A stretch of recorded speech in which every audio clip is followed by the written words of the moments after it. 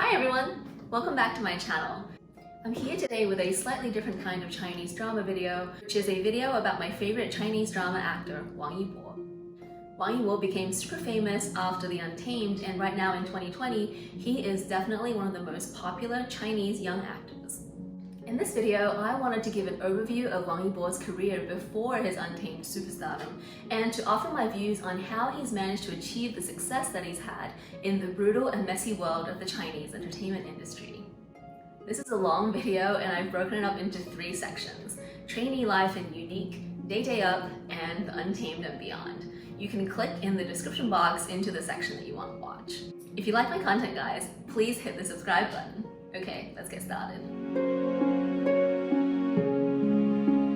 So first, I'm going to go into a little bit of history and talk about Wang Yibo's days as a trainee and his life as a member of the boy band UNIQ.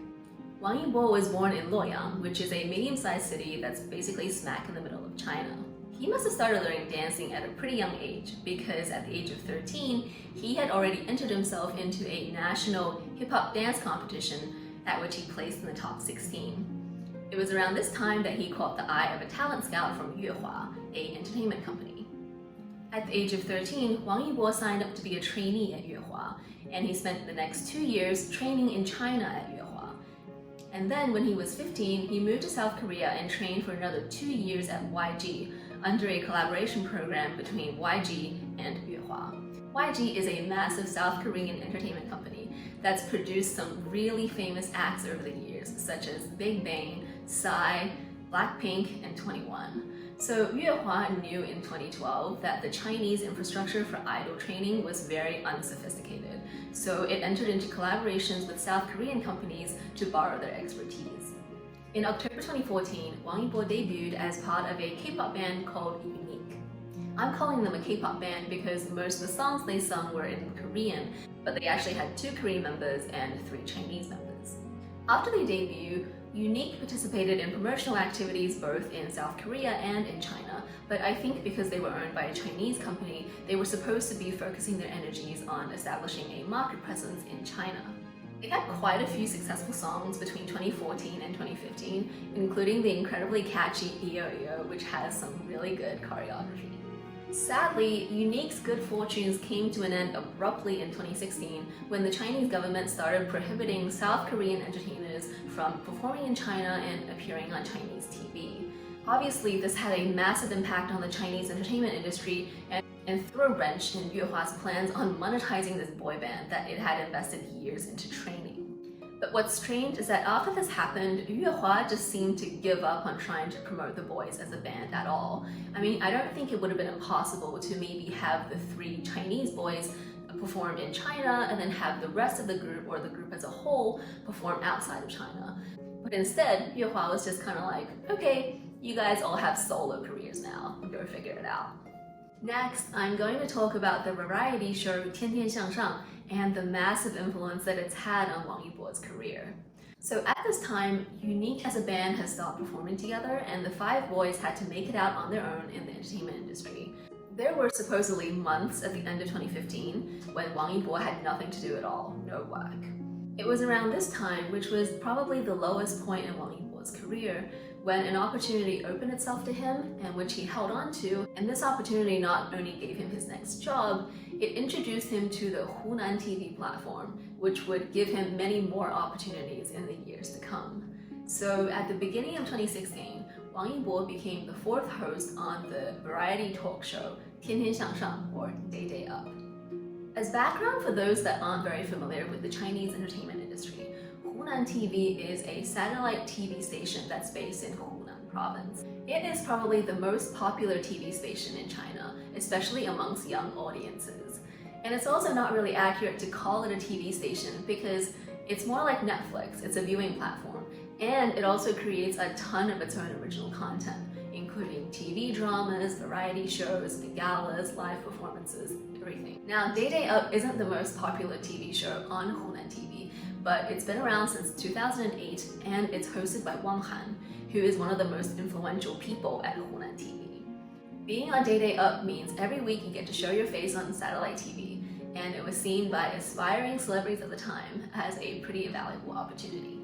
At the beginning of 2016, 天天向上 was undergoing a revamp of its lineup of hosts.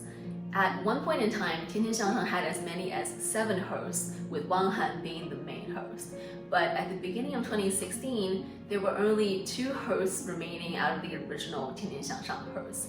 Everyone else had left for one reason or another.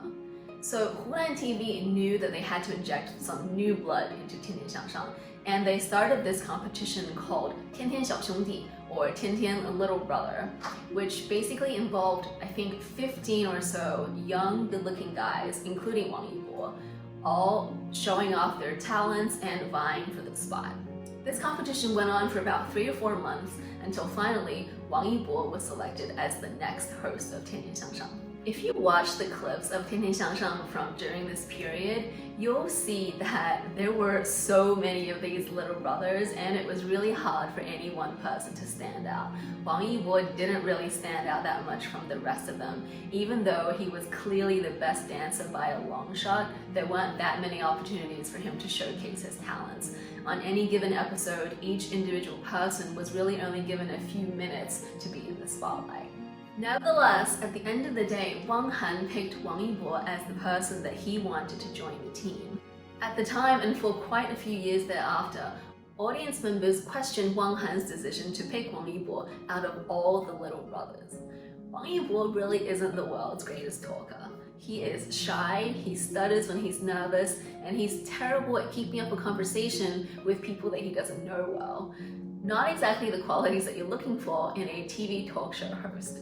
In fact, there are compilations on YouTube of all the times that Wang Yibo fumbled his lines on 天天向上, and while as a fan I find these videos hilarious, I can imagine if you were just an ordinary audience member, then you might not be overly impressed with this kid who doesn't really say anything for the entire show and then fumbles his lines when he does have to say something. Now, of course, Wang Han had his very good reasons for picking Wang Yibo. Wang Han said in an interview once that he noticed before filming began for an episode, while all the other little brothers were messing around and chatting, Wang Yibo would be in a corner quietly practicing his dance moves. Wang Yibo also made himself super helpful around the set, helping out with props and cleaning up after shooting was over. Wang Yibo's personality is not where he's like, I'm so great, look at me, but he'll quietly get all the work done.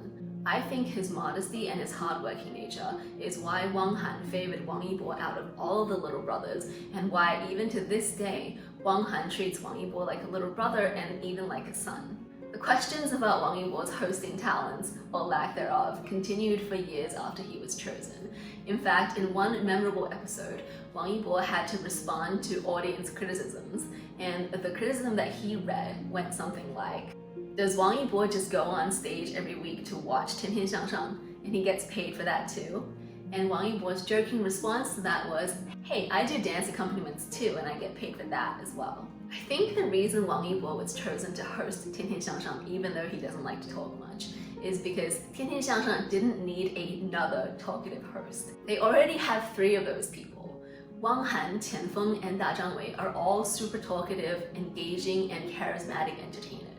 Da Zhangwei started hosting at the same time as Wang Yibo, and he's notorious for being so talkative that sometimes you just need him to shut up. So they didn't need a 4th host who was also super talkative. What they needed and what Wang Yibo provided was his performance skills, the ability to perform the song and dance sequences at a high polished level, and also someone who could engage with the guests when something physical was required. For example, if a famous fencing champion appeared on the show as a guest, he'll teach Wang Yibo a few moves and then they'll spar a few rounds.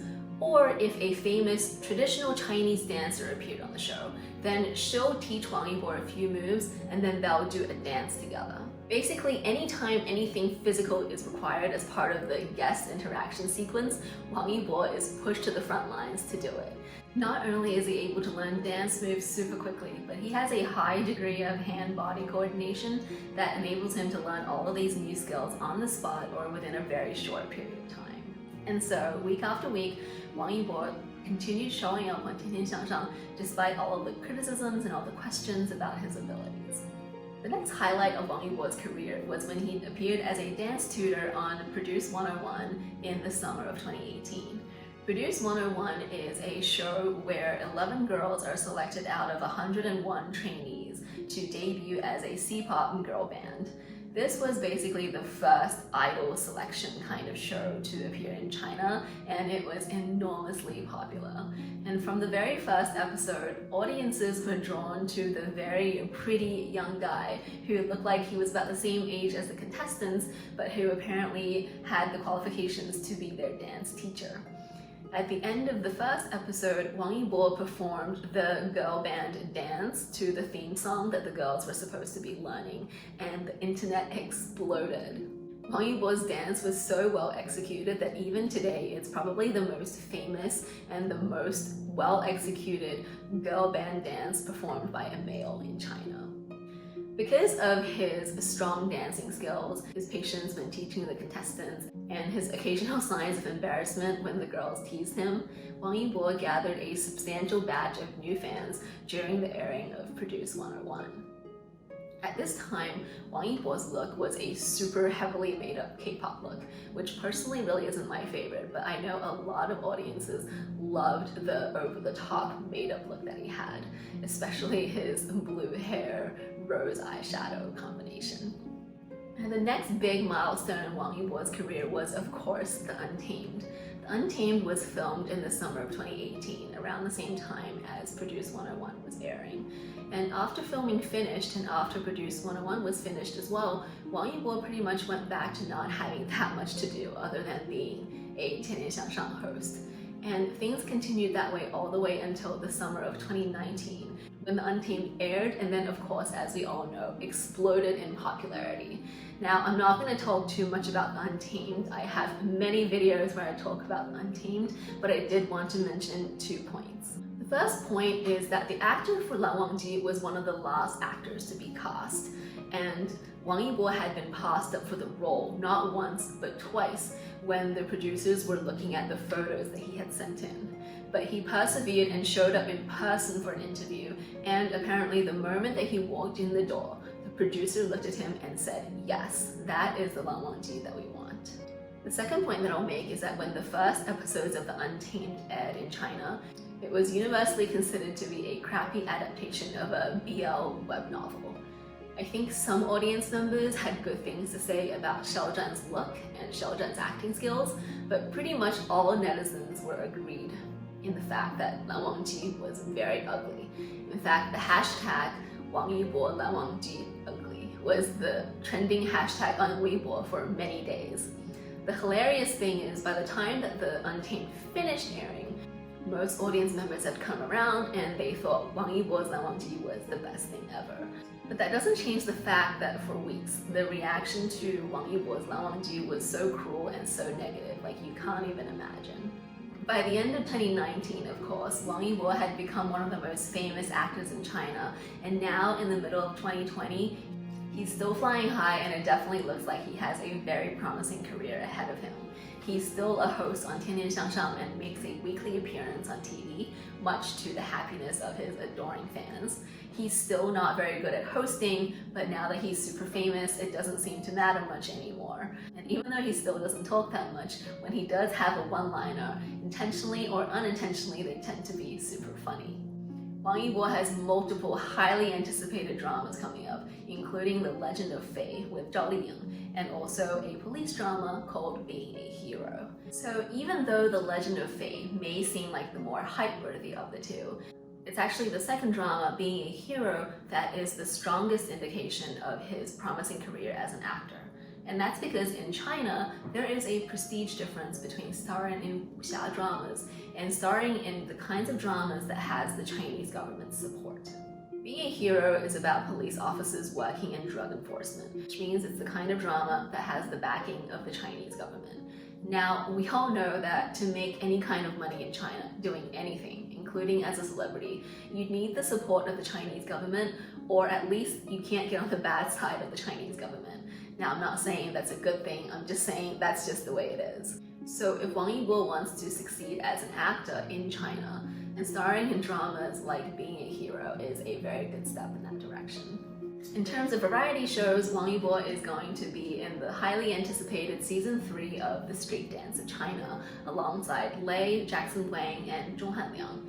Now, the first 2 seasons of this show were super popular, and given that Lei and Yibo and Jackson Wang all have massive fan bases, the show is guaranteed to have super high viewership. Wang Yibo should have a very bright future ahead of him. But every ounce of success he has now, he's earned through his own blood, sweat, and tears. In Produce 101, he tells a story where as a kid he was learning to dance, and then he suffered an inflammation of the heart muscle and was hospitalized. As soon as he got out of the hospital, he went back to the dance studio and danced for 9 hours a day for an entire summer just to catch up.